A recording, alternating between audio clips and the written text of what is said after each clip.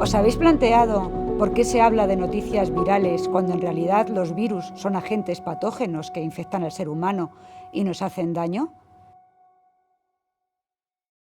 En una sociedad como la actual, que se enfrenta a grandes desafíos, una sociedad que está en permanente cambio y que nos genera mucha incertidumbre, las personas en general solemos requerir respuestas categóricas, respuestas que tranquilicen nuestro cerebro de algún modo.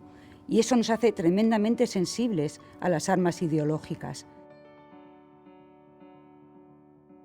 Un virus es una entidad biológica microscópica, o sea, es infinitamente pequeño, que para reproducirse siempre necesita meterse dentro de una célula y utilizar los recursos propios de la célula en su propio beneficio, de forma que en un corto espacio de tiempo, partiendo de ese único virus que ha infectado, se producen muchos virus que salen de la célula para infectar otras células u otros organismos y de ese modo, pues así se propaga la infección.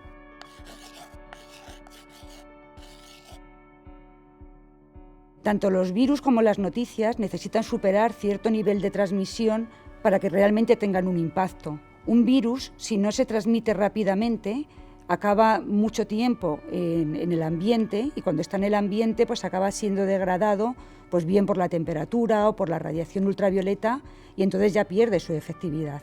Pues lo mismo sucede con las noticias. Si una noticia o un tuit no se transmite en los primeros tiempos de forma rápida, los algoritmos acaban olvidándose de él, dejan de tenerlo en cuenta, la gente también se olvida y al final sucede lo que sucede con la mayoría de los tweets, que no dan lugar a una viralización de ese contenido informativo. Un virus suele extenderse bien de forma directa o indirecta entre personas a través de redes de contacto, pero es cierto que en biología no se suele utilizar mucho el término de viralización.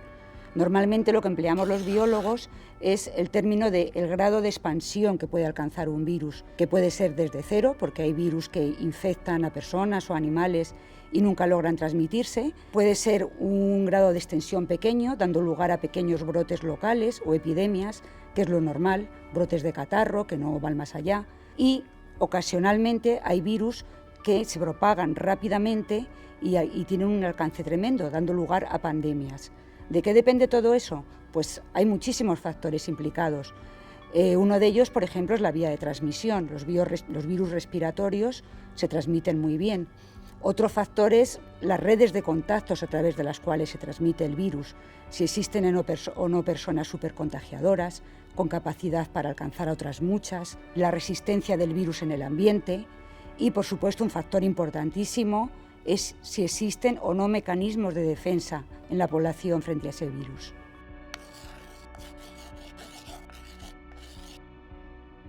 La transmisión de una idea o un contenido informativo se asemeja a cómo una enfermedad se transmite en el mundo real.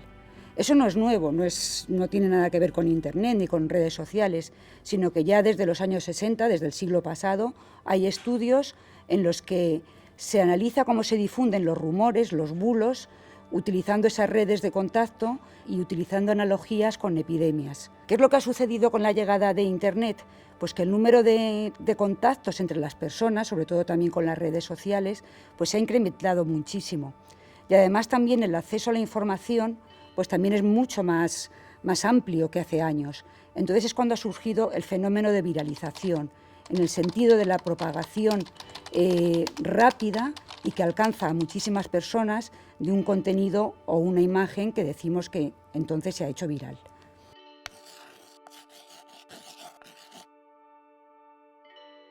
El uso de la tecnología tal y como se entiende ahora, en el sentido de un uso masivo de Internet, un uso masivo de redes sociales, se diferencia de otras tecnologías anteriores, como por ejemplo podía ser la televisión, en que ahora mismo no somos meros espectadores, somos creadores y difusores de contenidos. Y eso implica una responsabilidad individual. Es igual que cuando una persona tiene un virus, sabe que lo tiene y entonces tiene una responsabilidad porque tiene que tomar las medidas necesarias para no contagiar, para intentar no transmitir ese virus a los demás. Las redes sociales están actualizando continuamente en base a cómo se difunden los contenidos. Eso implica que el algoritmo se tiene que actualizar y, a su vez, los creadores de contenidos se tienen que actualizar en base a cómo cambia el algoritmo. Y esto es muy interesante también desde el punto de vista biológico, porque esa interacción entre cómo cambia el algoritmo y cómo cambian los creadores de contenidos es una forma de coevolución. Ambos cambian de forma concertada. Y eso es algo que sucede con los virus. Un virus cambia en base a cómo nuestro sistema inmune es capaz de generar anticuerpos. Entonces se seleccionan los virus que mejor resisten esos anticuerpos. Pero a su vez nosotros cambiamos para hacernos resistentes frente a esos virus. Y eso es algo que se está produciendo de forma continua. Pero luego también tiene que haber una responsabilidad colectiva, porque no toda la responsabilidad se puede dejar en el individuo. Entonces tiene que haber unos medios que vigilen qué es lo que se está difundiendo. Ya sé que esto puede sonar raro porque entramos en otro tema espinoso, que es la libertad de comunicación.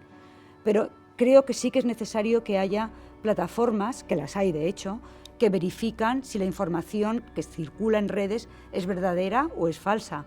Cuando se empieza a difundir un bulo, pues miran si es real o no lo es. Eso tiene una efectividad limitada. Si se hace al principio, puede frenarlo. Como se haga tarde, ya no, porque ya se ha hecho viral. Pero creo que hay que seguir incidiendo en ese tipo de plataformas para que identifiquen rumores y para que identifiquen posibles personas que puedan actuar como supercontagiadores de esa información. Creo que son dos grandes áreas que aunan biología y transmisión de información, porque esto último que he dicho se hace en epidemiología continuamente. O sea, hay una vigilancia, por ejemplo, del virus de la gripe, de posibles nuevos virus, para ver cuándo empieza a circular algo que puede ser potencialmente peligroso para el ser humano. Pues igual que se hace con los virus y las epidemias, debería hacerse con los contenidos informativos en las redes sociales.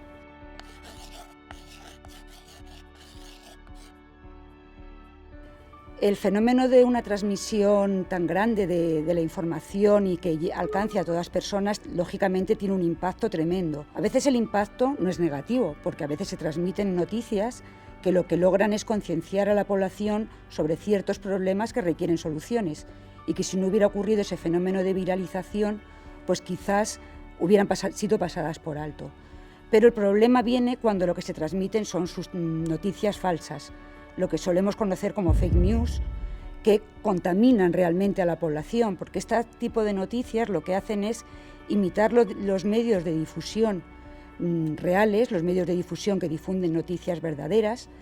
Además suelen mezclar contenido falso con contenido que es real, de modo que consiguen confundir al receptor de la información, que acaba creyéndose todo, aunque la información está contaminada por muchos contenidos falsos, y todo eso lógicamente tiene implicaciones tremendas, con lo cual llegamos a crear un fenómeno social muy grave, que es el de la posverdad.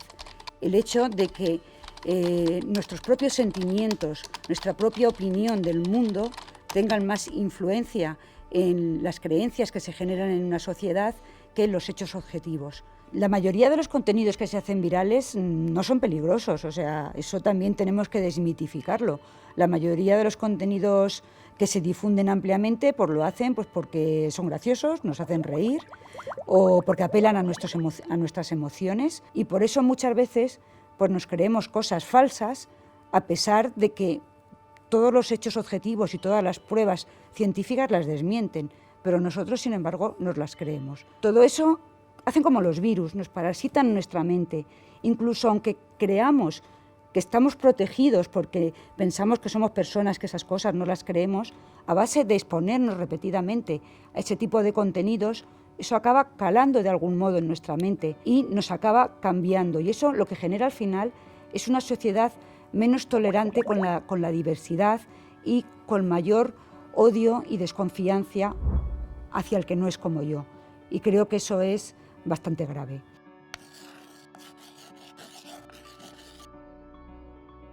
Cuando alguien se contamina de una información falsa, ¿cómo sabemos quién es el contaminado? A veces podemos encontrar personas que actúan como catalizadores de la viralización, por decirlo de algún modo, personas con muchos seguidores, con mucho prestigio social, a las que sí que en algunos casos, si están difundiendo contenidos falsos, convendría aislar.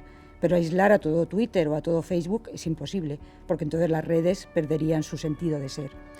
Y respecto a las vacunas, que como digo son el arma más poderosa que tenemos, en el fenómeno de la difusión de noticias, pues también es posible aplicarlas. Pero yo diría que en ese caso a lo que hay que ir es a una educación digital muy temprana, para que los niños desde sus inicios sean conscientes de que no todo lo que se difunde en Internet es verdadero y de que todo lo que hacen en el mundo virtual tiene consecuencias en el mundo real.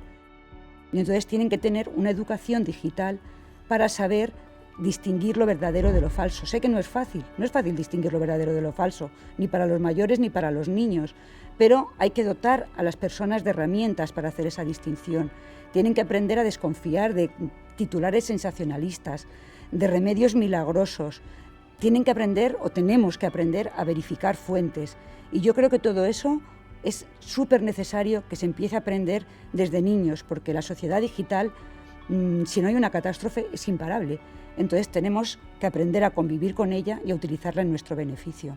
Yo creo que hemos dado un poder inmenso a la tecnología y todos hemos sucumbido a ese poder que le hemos dado, pero en paralelo no hemos desarrollado los recursos necesarios para ejercer un control y un uso útil de la tecnología.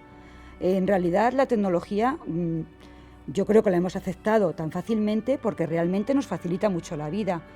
Pero a mí me gustaría que se reflexionara sobre si realmente la tecnología nos ha hecho más libres y nos ha proporcionado más tiempo para nosotros.